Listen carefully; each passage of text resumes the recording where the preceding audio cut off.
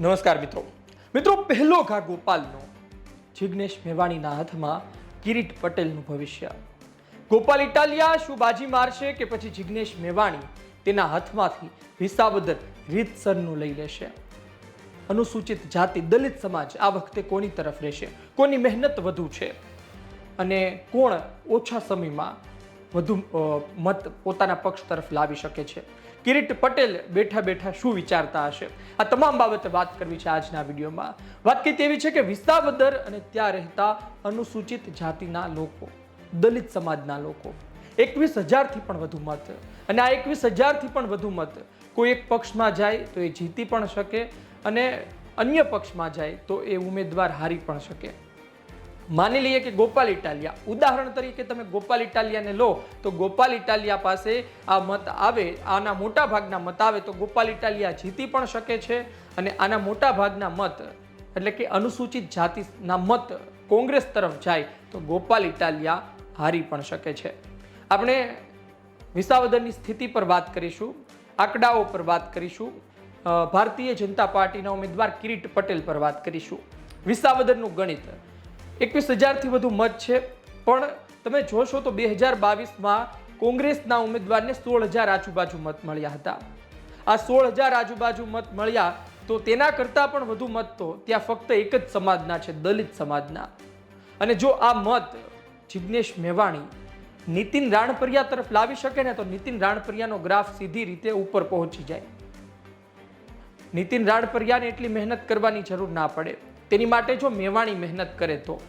પણ જિગ્નેશ મેવાણી વિસાવદર આવે, આપણે પહેલા વાત કરી હતી કે તેઓ વિસાવદર આવી રહ્યા છે, મોટા કોટડામાં બાબા સાહેબ આંબેડકર ભવનમાં તેમની સભા છે, 4:30-5 વાગ્યાનો સમયની વાત, પણ તેમની સભા યોજાય એ પહેલા જ એ જ તારીખમાં સવારે ગોપાલ ઇટાલિયાએ સભા યોજી દીધી।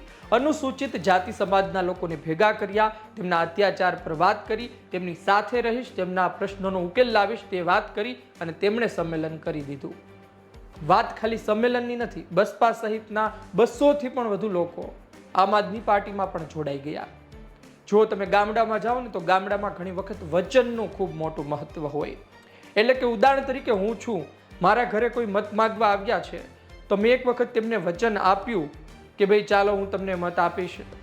બીજી વાત એ છે કે આજકાલ તો ઉમેદવારો પગે પડી જાય છે અને કસમ ખવડાવે છે કે હમ ખાવ માડી કે તમે મને જ મત આપજો। એક વખત કોઈ વચન આપી દે હમ ખાઈ તો આજની તારીખે પણ ગામડામાં ફરતા નથી। વચનનું ખૂબ મહત્વ હોય છે અને સમાજના લોકો એક વખત મળીને કોઈ પાર્ટીને એમ કહી દે કે ભાઈ આ વખતે અમે તમારી સાથે રહીશું, બસ આટલી માગ છે ને આ પ્રશ્નો છે, તમે ઉકેલી દેજો, આવો તો, ન આવો તો આની માટે લડજો, તો એ મહત્વનું હોય છે ને પછી તેઓ તેની સાથે રહેતા હોય છે। પહેલી સભા આજ મોટા કોટડા ગામમાં ગોપાલ ઇટાલિયાએ કરી દીધી। લ્યો, હવે મેવાણી આવશે, મેવાણી સભા કરશે, લોકો સાથે વાત કરશે અને ત્યારબાદ જનસંપર્ક કરશે, લોકો સુધી પહોંચશે। પણ વાત એ છે કે આ મેવાણીનું માન સન્માન દલિત સમાજમાં ખૂબ છે। જિગ્નેશ મેવાણી એટલે કે તમે વિચારો કે ભલે વડગામ ઉત્તર ગુજરાતથી ધારાસભ્ય હોય, પણ સૌરાષ્ટ્રમાં પણ તેની ખૂબ મોટી પકડ છે। એનું કારણ છે કે તેની કામગીરી। જિગ્નેશ મેવાણી આજે સૌરાષ્ટ્રના કોઈ ગામડામાં હશે તો આવતીકાલે દક્ષિણ ગુજરાતના કોઈ વિસ્તારમાં પહોંચી જશે, પરમ દિવસે પાછા ઉત્તર ગુજરાતના કોઈ ગામડામાં હશે। બસ આ જ એનું કામ છે। જે જગ્યાએથી અત્યાચારના સમાચાર સામે આવે છે, ભેદભાવના સમાચાર સામે આવે છે, દલિત અત્યાચારની ઘટનાઓ સામે આવે છે, તે ત્યાં પહોંચી જતા હોય છે અને ત્યાં જઈને બોલે છે, મોરચો માંડે છે અને ઘટના મોટી હોય તો લડાઈ પણ લાંબી ચાલે છે। આ જ કારણોસર તેને પ્રેમ કરવાવાળા લોકો પણ ખૂબ છે। ગોપાલ ઇટાલિયાને પણ ચાહનારા લોકો ખૂબ છે અને મેવાણીને પણ ચાહનારા લોકો ખૂબ છે। એટલે કે અત્યારના જે સ્થિતિ છે ને વિસાવદરમાં, એ થોડી દલિત સમાજ પર અટકીને ઊભી છે। જો દલિત સમાજ ખરા અર્થમાં કોંગ્રેસ તરફ જાય અથવા તો મેવાણી સફળ થાય કોંગ્રેસ તરફ લઈ જવામાં, તો પછી ગોપાલ ઇટાલિયા હારી પણ શકે છે, કારણ કે મેવાણીના હાથમાં કિરીટ પટેલનું ભવિષ્ય જોવા મળી રહ્યું છે। તમે સીધી રીતે જુઓ ને તો નીતિન રાણપરિયા અત્યારના એટલા ફાઇટમાં જોવા નથી મળી રહ્યા। બની શકે સાયલેન્ટ પ્રચાર ચાલી રહ્યો હોય, બની શકે પરિણામ આશ્ચર્યજનક, કારણ કે ભૂપત ભાયાણી 2022માં કોણે ચર્ચા કરી હતી કે ભૂપત ભાયાણી વિસાવદરથી જીતી રહ્યા છે? એટલે કે ઘણી વખત અંદરખાને પ્રચાર ચાલતો હોય, અંદરખાને લહેર ચાલતી હોય, એનો જનસંપર્ક એટલો મજબૂત હોય અને એની આખી રણનીતિ એટલી મજબૂત હોય કે જીતી શકે।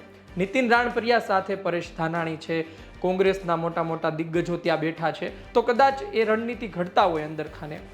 આટલા મોટા નેતાઓ હોય ને બહાર કશું ના આવે એવું ના બને ને, એટલે કંઈ ચાલી રહ્યું હોય તેવું પણ બને. પણ એમનો જે સાયલેન્ટ પ્રચાર છે તેના કારણે લડાઈ ખાલી ગોપાલ ઇટાલિયા અને કિરીટ પટેલની વચ્ચે જ જોવા મળી રહી છે. જો આ બંને વચ્ચે લડાઈ હોય ને સીધી રીતે, અને આમાં દલિત સમાજના મત નીતિન રાણપરિયા લઈ જાય ને, તો પછી કિરીટ પટેલને તો કોઈ ખોટ નથી.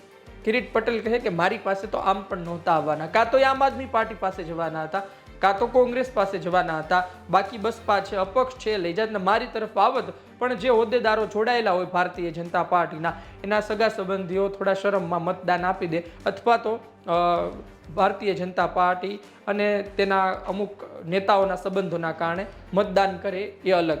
પણ એટલું મતદાન તેમની તરફ થાય તેવી શક્યતાઓ નહોતી. એટલે કિરીટ પટેલનું ભવિષ્ય જિગ્નેશ મેવાણીના હાથમાં હોય તેવું લોકો કહી રહ્યા છે. જિગ્નેશ મેવાણી ખૂબ મહેનત કરે અને જો દલિત સમાજના મત કોંગ્રેસ તરફ જાય અને કિરીટ પટેલ અન્ય મત પોતાની તરફ રાખે તો પછી ગોપાલ ઇટાલિયાને મોટું નુકસાન થાય. પણ ગોપાલ ઇટાલિયા સુરતથી હારીને આવ્યા છે.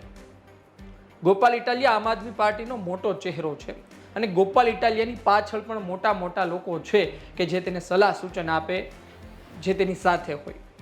હવે ગોપાલ ઇટાલિયા એવી ભૂલ ના કરે, કોઈ એક સમાજને ન તો અવગણે, ન તો તેને એ સમાજના મત કોઈ એક પક્ષ તરફ સીધા જવા દે. આ જ કારણોસર ગોપાલ ઇટાલિયાએ સંમેલન કર્યું અને ગોપાલ ઇટાલિયાના સંમેલન બાદ અસર પડે સ્વાભાવિક છે. તમે કોઈ સંમેલન કરો તો ચાલો 1000માંથી તમને 600-700 મત ના મળે, કોઈ બહુ મહેનત કરે તો છેલ્લા દિવસ, પણ 200-300 મત તો તમે લઈ જાઓ. તમારું સંમેલન તમારી, અને ગોપાલ ઇટાલિયાની બોલી તેવી છે કે સામેવાળા વ્યક્તિ તેના વિશ્વાસમાં આવી જાય એટલે ફાયદો તો થશે.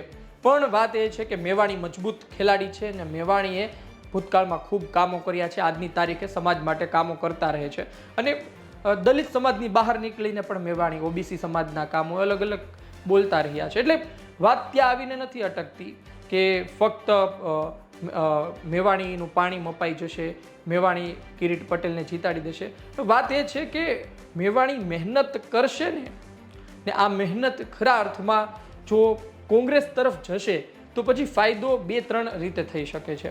એક તો કિરીટ પટેલને પણ ફાયદો થઈ શકે છે અને સાયલેન્ટ પ્રચાર જે કોંગ્રેસનો ચાલી રહ્યો છે એ જો ભયંકર ચાલતો હોય અથવા તો ખરા અર્થમાં એક દિશામાં ચાલી રહ્યો હોય તો પછી કોંગ્રેસના નીતિન રાણપરિયા પણ ખૂબ આગળ આવી શકે છે.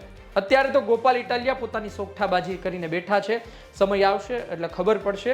પણ છેલ્લા લાંબા સમયથી, છેલ્લા 2-3 મહિનાથી ગોપાલ ઇટાલિયા વિસ્તારમાં મહેનત કરી રહ્યા છે. કદાચ એને ખબર છે કે હવે એ સમાજના મત કઈ રીતે લાવવા. એમના આગેવાનો સાથે મને લાગે આ સભા પહેલા, ઘણા દિવસો પહેલા તેમણે ચર્ચા કરી લીધી હશે. હવે મેવાણી આમાં સેંધ કઈ રીતે પાડે છે જોવું રહ્યું. અને મેવાણી જો ખરા અર્થમાં 21,000થી પણ વધુ મત છે, ને આપણે પહેલા કહ્યું હતું તેમ 15,000નું વોટિંગ થાય, અનુસૂચિત જાતિના 15,000 લોકો મતદાન કરે, એમાંથી 10,000 પણ મેવાણી લઈ આવે ને તો પણ મેવાણી કિંગ મેકર વિસાવદરમાં સાબિત થશે. કોંગ્રેસ માટે એ જ છે કે ભાઈ આપણે લડવાનું છે ને મજબૂતાઈથી લડવાનું છે. કોઈને ફાયદો થાય, કોઈને નુકસાન થાય, આપણો સવાલ નથી. ને મેવાણીની જવાબદારી છે, મેવાણી એ નિભાવશે. જોઈએ શું થાય છે આવનાર સમયમાં. મેવાણીની એન્ટ્રી, મેવાણીનો જનસંપર્ક જેટલો મજબૂત હશે તેટલું ધકધક, તેટલી મુશ્કેલી ગોપાલ ઇટાલિયાની વચ્ચે. આપનું શું કહેવું છે કોમેન્ટ બોક્સમાં જરૂરથી જણાવજો. આ માહિતી, આ વિડીયો પસંદ આવ્યો હોય લાઈક કરજો, શેર કરજો. ધન્યવાદ.